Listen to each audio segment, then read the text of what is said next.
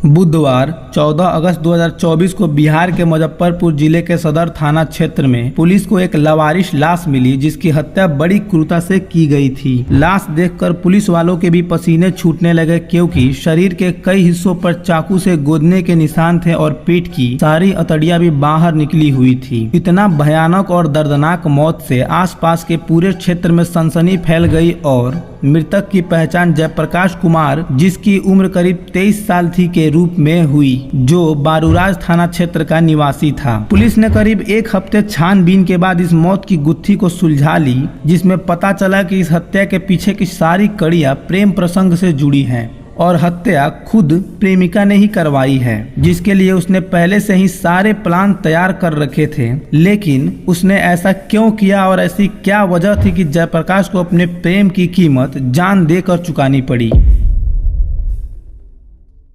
नमस्कार दोस्तों, मैं चंदन कुमार, स्वागत है आपका हमारे चैनल पे। दोस्तों, आज की घटना एक ऐसे हत्याकांड की है जो पूरे मुजफ्फरपुर में चर्चा का विषय बन गया था। जयप्रकाश कुमार, जिसकी हत्या उसके ही प्रेम संबंध के चलते कर दी गई, और इस केस ने न सिर्फ उसके परिवार बल्कि पूरे शहर को सदमे में डाल दिया था। घटना की शुरुआत होती है जयप्रकाश नाम के युवा लड़के से, जो मुजफ्फरपुर के ही बारूराज थाना क्षेत्र का निवासी था। जयप्रकाश 3 भाइयों में सबसे छोटा था और वह अहियारपुर में रहने वाली ललिता कुमारी से प्रेम करता था, जो उसके ममेरी बहन की ननद थी। जयप्रकाश आए दिन अपनी ममेरी बहन के घर आता जाता रहता था, जहां ललिता से उसकी पहली बार मुलाकात हुई और 2021 से ही दोनों के बीच प्रेम प्रसंग चलने लगा। चूंकि ललिता पढ़ाई करती थी जबकि जयप्रकाश दूसरे शहरों में काम करता था और दोनों अक्सर एक दूसरे से मुलाकात भी करते थे। इसी बीच ललिता ने तय किया कि वह बीपीएससी की तैयारी करना चाहती है और इसके लिए उसे पटना जाना पड़ेगा। जयप्रकाश ने भी उसका सपोर्ट किया और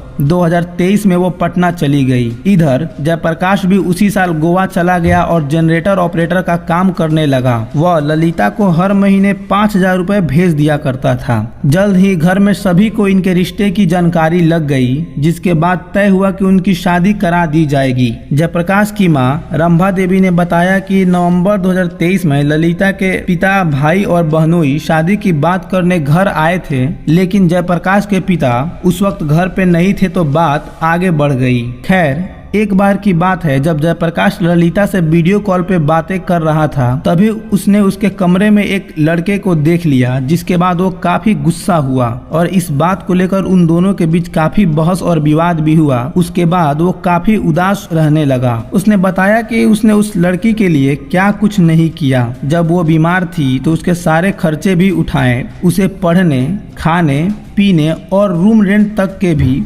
पैसे दिए, लेकिन ललिता उसे धोखा देती रही। वो इन बातों को सोचकर काफी परेशान रहने लगा। इधर ललिता ने भी उससे बात करना बंद कर दिया, जिसे वो बर्दाश्त नहीं कर सका और इसके बाद उसके पास ललिता के कुछ आपत्तिजनक फोटो और वीडियोज थे, जिसे वह उसके रिश्तेदारों को भेजने लगा, जिससे जयप्रकाश को धमकी भरे कॉल आने लगे। और इसी बीच ललिता ने भी उसके घर फोन करके बोला कि अब वह उससे शादी नहीं करना चाहती है, लेकिन जयप्रकाश मानने को तैयार ही नहीं था। वो शादी करना चाहता था और इसी बात का फायदा उठाते हुए ललिता और उसके ममेरे भाई ने उसे मारने का प्लान बनाया। पुलिस से मिली जानकारी के मुताबिक लड़की ने पहले जयप्रकाश को शादी का झांसा दिया, फिर शादी करने के लिए गोवा से उसे मुजफ्फरपुर बुलवा लिया। जयप्रकाश को शक तो था और उसने एक बार अपनी प्रेमिका से कहा भी कि कहीं बुलाकर उसकी हत्या तो नहीं कर दी जाएगी, लेकिन प्रेम में पागल हो चुका जयप्रकाश आखिरकार लड़की के बहकावे में आकर शादी का ऑफर मिलने के बाद वो गोवा से मुजफ्फरपुर आ ही गया, जहां उसकी मुलाकात प्रेमिका से हुई और दोनों ने एक साथ होटल में जाकर नाश्ता किया। फिर लड़की उसे सहजानंद कॉलोनी स्थित अपने ममेरे भाई के कमरे में ले गई।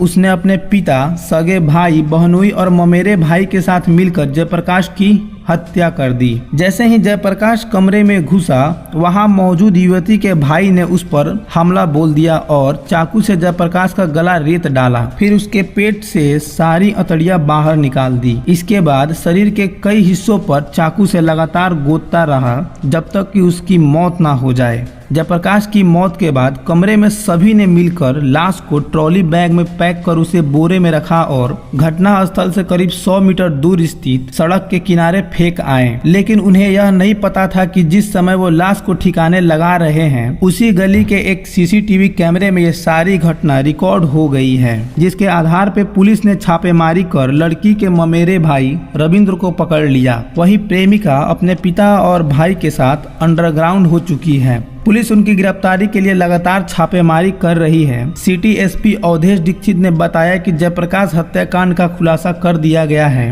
हत्याकांड में शामिल लड़के के ममेरे भाई को पुलिस ने गिरफ्तार कर लिया है और उसे न्यायिक हिरासत में जेल भी भेज दिया गया है।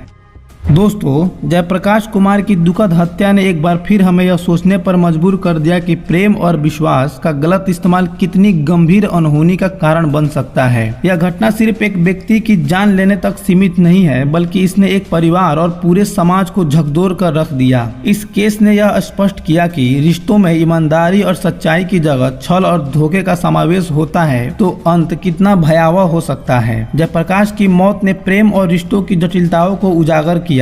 जहां एक तरफ प्रेम और विश्वास होना चाहिए था, वहीं दूसरी तरफ धोखा और प्रतिशोध ने अपनी जगह बना ली। यह घटना हमें इस बात का एहसास कराती है कि हमें अपने जीवन के फैसलों को सोच समझकर और विवेकपूर्ण तरीके से लेना चाहिए, क्योंकि कभी कभी गलत कदम हमारे जीवन को हमेशा के लिए बदल सकते हैं। जयप्रकाश की मौत एक ऐसी कहानी है जो हमें सिखाती है कि प्यार और रिश्तों में सतर्क रहना कितना महत्वपूर्ण है। अगर आपको इस वीडियो में दी गई जानकारी पसंद आई हो तो इसे लाइक और शेयर करना ना भूलें। साथ ही हमारे चैनल को सब्सक्राइब करके बेल आइकन दबाएं ताकि आप हमारी सारी नई वीडियो की नोटिफिकेशन सबसे पहले पा सके। और आपके विचार हमारे लिए महत्वपूर्ण हैं, तो कृपया कमेंट्स में अपनी राय जरूर दें। धन्यवाद।